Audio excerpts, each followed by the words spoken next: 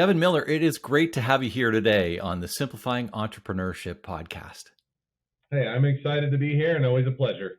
Thanks so much. And we haven't had this conversation on the Simplifying Entrepreneurship podcast, but it's an important one. And I'm excited here today to talk about all things around IP and trademarks and patents and all of that good stuff. And I know that's where you live and your zone of influence basically around that. So excited to have you on board here today. So, one of the questions that I know I've worked with patent lawyers and stuff as part of my coaching side of things in the past, but I know one of the questions that often comes up with entrepreneurs is, what's the difference between a patent and a trademark?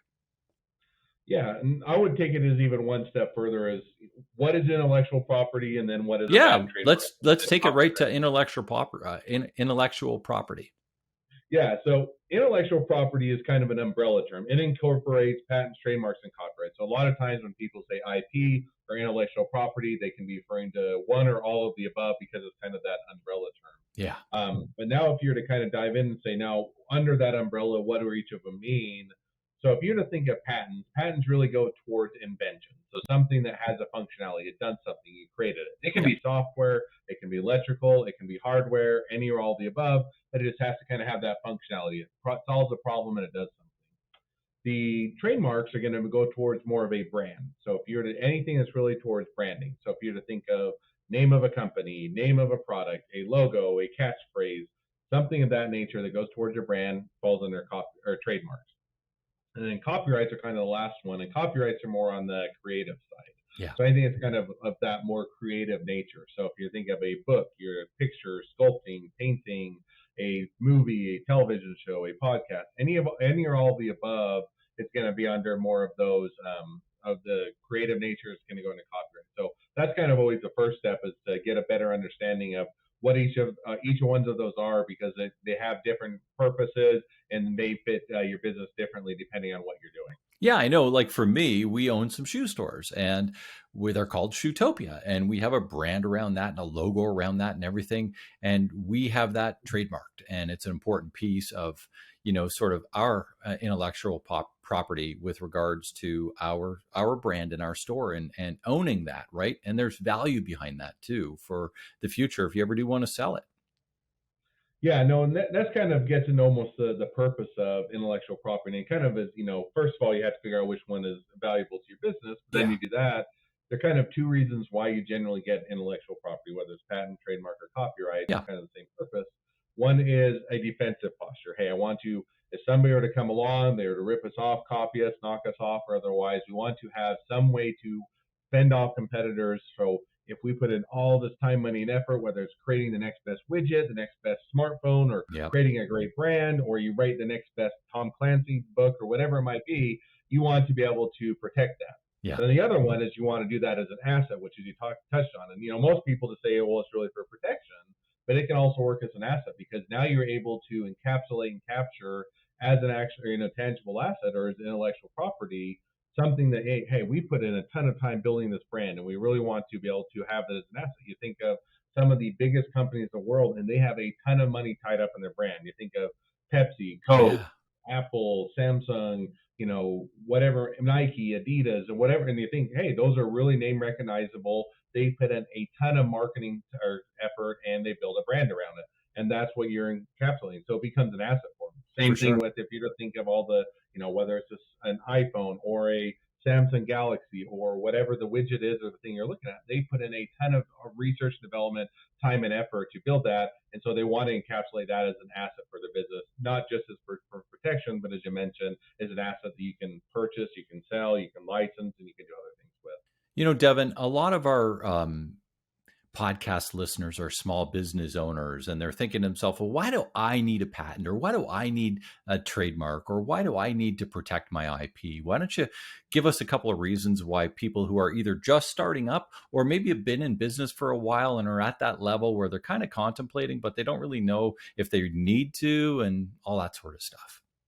Yeah, and I would say, the first question is whether or not you need it. Some people don't need it. Generally, the people that don't fall in any of the categories, and I'll walk you through the quick categories of what they are, but if you're a mom and pop shop, and nothing are against them. I think they're great. They're amicable, but they are serving the local community. They just have a single location or a couple of locations that are serving the few blocks surrounding them. You probably don't need any of them because you don't fit in that, and it doesn't provide you the value. But where you're really looking at is, so if you're to go for a patent, patents are generally, hey, I'm going to put a lot of time, money, and effort to develop a great new product. Yeah. And you were saying, even as a startup, because a lot of businesses, yeah, they get bigger and later on and they continue on. But as a startup, you're really looking for, we're going to create the next great best product in whatever industry you're doing, and that requires investment dollars, that requires a lot of time, money, and effort, and there's that R&D that goes into it. And so the patent is really there to say, even as a startup, you're really saying, if we're going to invest all this time, money, and effort, we want to have something that protects and gives us that ability to keep that proprietary to us. And so that's where you start out as a startup or a small business. And the other thing a lot of times is, especially for patents, is you're saying, hey, if we're going to go out and do a venture capital, we're going to do venture capital, angel investors, we're going to go out and do a fundraising round or multiple ones. A lot of times a patent gives you ability to get a higher, leverage your valuation, get a higher valuation, because now they're saying, hey, these aren't just ideas, they're just not kind of good things that you've implemented, but you've actually gone to the routes of protecting them, and this is now something that's tangible or investable that they can secure their assets against. Now, if you're saying, hey, I'm not creating any great widgets, I'm not doing that, I'm just creating a brand, I'm going to do the best customer service, we're going to really just make it a good experience, we got a great marketing team, we know social media or SEO or whatever that might be, we're just a brand. So you probably don't need a patent. But what you do is, as you're building that brand, if you're starting out small and you're saying, hey, we're just going to do a little brand and it's going to be a fun little side hustle and a business, probably doesn't make sense. But if your goal is you're going to build a business, you're going to invest in it, you're going to build a reputation, you're going to do all those marketing dollars, all those type of things, even when you're small, you're saying, if you're investing all that, what you don't want is somebody else to, as you now build a brand, as you now grow, come along and either find out that somebody already owns that brand and now you're infringing theirs, and guess what? Exactly. Now you got to redo all of your branding. You got to redo all of your logos. You got to do rebrand everything. Not fun, and it's expensive.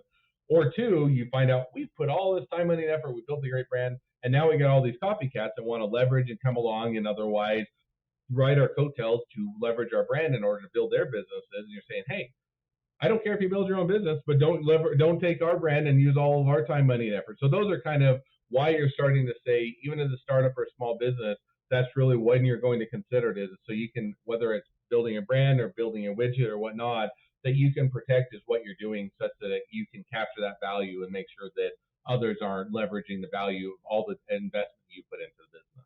Yeah, I think, that was definitely one of the reasons why we went the trademark route with Shootopia. I mean, as we're gaining traction online and as we're gaining traction within our marketplace and all that sort of stuff, it's like, we don't want other people. I mean, I'm in Canada, so, we took out a Canadian trademark with regards to that.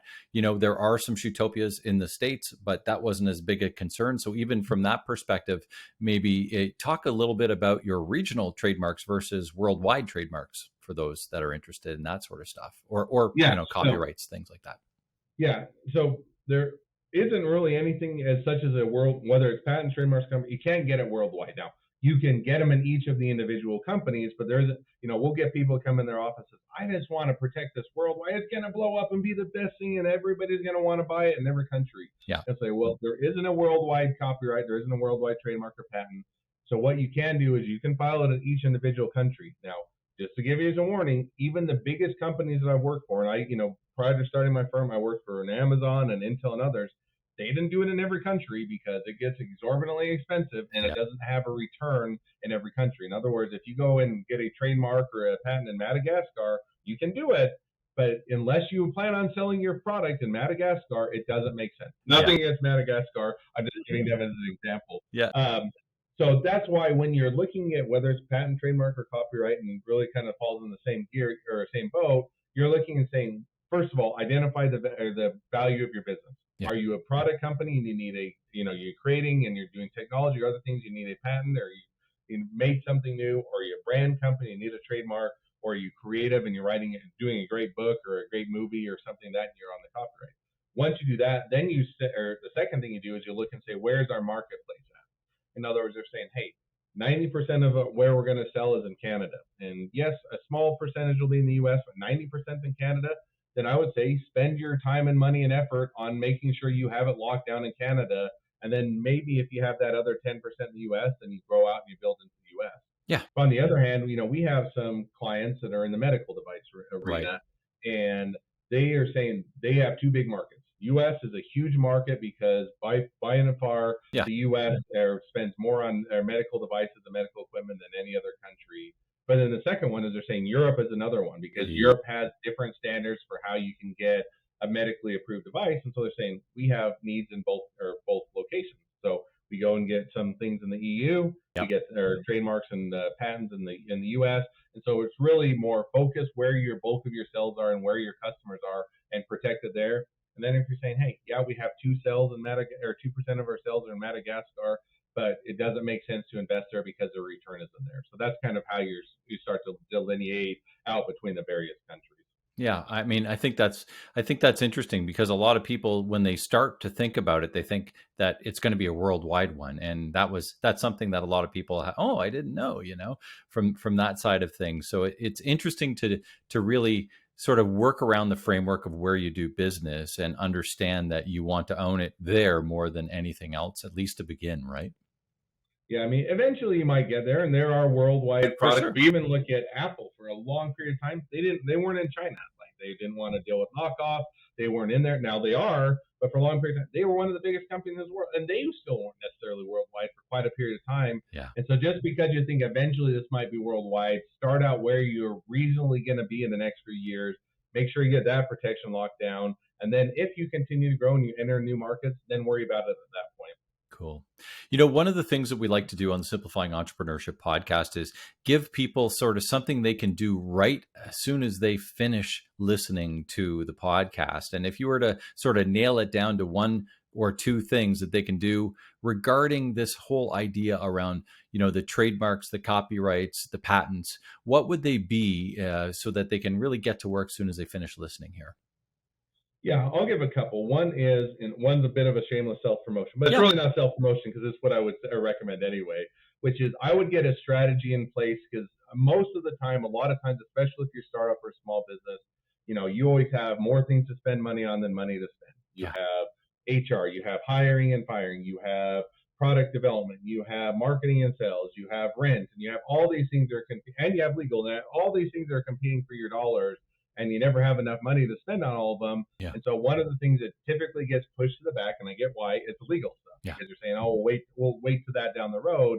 And getting a strategy in place is better. In other words, if maybe you can't do it today, but you say, okay, when is our deadlines? When do we have to have these things done? And then let's work our way backwards to say, okay, now we know we have to have these things. We can't do it today, so let's get that strategy or that roadmap. And I think that one, more than anything else, if you can get that idea in place of, hey, in 6 months or a year, when we hit this mark, this is what we're going to do on this front. Yeah. When we hit a year and a half, or we hit this much sales, or we have this much brand value and reputation, we're going to do X, Y, and Z. That alone is going to probably spare people more heartache later down the road because they get things done rather than missing later on. Now, you can do it on your own, and I definitely get when you're in startup mode, you have to do it on your own because you don't have the money. But one of the other things that I would recommend, and that's why I say it was a shameless plug, is myself and I know other attorneys do it as well, is I would go and see if you can get a free consultation, free strategy meeting, and that's what we do. Spend 15, 20 minutes, at least get an understanding of what you need to do for your business. And even if you can't get started today, get that strategy and that roadmap. So if they wanted to do it with us, they can go to strategymeeting.com. That links right to my calendar, and then grab some time and we'll have that strategy session. But even if you don't do it with me, make sure you do or sit down and strategize there amongst yourselves. Yeah. And the other thing I would do is, go ahead. Very first thing is do your research and figure out is what you're doing or what you're creating actually worthwhile. The ironic thing is I'll have people that come in my office more than that they may care to admit, and they'll say, I've got this great idea and it's going to be earth shattering. I say, it really seems like I've seen that before. Did you happen to do any homework or see if that's out in the marketplace? No, but I'm sure it's not. It's a great idea. And so why don't we spend 5 minutes? Let's just look it up, and then we'll spend about 2 minutes Googling and say, so is this the way you had in mind? Oh yeah, that's what you might have a problem with it. It's already out in the marketplace and selling. You're going to have to figure out what your strategy is to outcompete with them. So do your homework first, see if it's something that's worthwhile to invest in, and then assuming it is and you're building a business or getting going, then get that strategy in place. Yeah, love that. Love that. So, you've already told people how they can get in touch with you through the strategy session. But other than that, if people want to reach out to you, what's the best way, Devin, as we wrap this thing up here today? Sure. Yeah, I'll give 3 different ways depending on what they want to reach out to. So the one we've already hit on, strategy meeting, that's kind of a one-on-one consultation where we sit down, strategize for your business. It's not going to be an end-all be-all of answering every possible question you can have, but it gives you a pretty good basis for making decisions and getting that roadmap in place. So strategymeeting.com to grab some time with me. Cool. If they just want to come check out our website, they want to learn more, we have a ton of material. We have our own podcast that's completely different than this one. Yeah. We have a ton of videos. We have content. We have articles. We have just about every way you can consume, because we're really here looking to help startups and small businesses. Awesome. So they can go to Law with Miller, all one word, lawwithmiller.com, check out our website. Then the last one is, I'm a huge believer on LinkedIn. I love to connect on people with LinkedIn. I don't really use much of any other social media platform, but I do like LinkedIn. Me too. So if they just go to meetmiller.com, that goes right to my LinkedIn profile. So meetmiller.com if you want to connect up with me on LinkedIn, lawwithmiller.com for our website, and strategymeeting.com if they want to chat with me. Nice and easy. So aim to please. Nice. Well, thanks so much for spending some time. I think there's been a lot of great, useful information here today around all of the things IP, and such an important piece of businesses as we grow and experience that growth. We want to make sure we're protected, right? Absolutely. All right, man. It's been a pleasure having you here on the Simplifying Entrepreneurship. Make it a great day. You as well. Thanks for having me on.